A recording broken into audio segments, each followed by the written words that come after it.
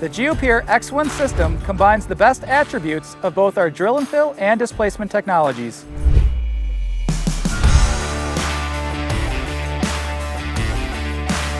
The versatility of this system allows us to build piers in the most complicated of soil conditions, including soft clays and silts, loose sands, and even organic soils. In non-caving soils, such as silts and clays, the X1 pier is built using the drill and fill method.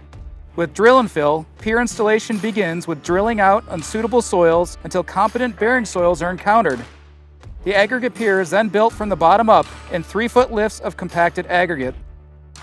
In caving soils, such as loose sands below the groundwater table, the X1 pier is constructed using the displacement method. With this method, the X1 mandrel is pushed through the loose sands until competent bearing soils are encountered. The pier is then built in place using the in-situ sands to create the aggregate pier element. The X1 system is ideal for complicated soil profiles, with installation depths of over 40 feet and design bearing pressures of up to 10,000 psf. With the GEOPIER X1 system, you can design and build with confidence.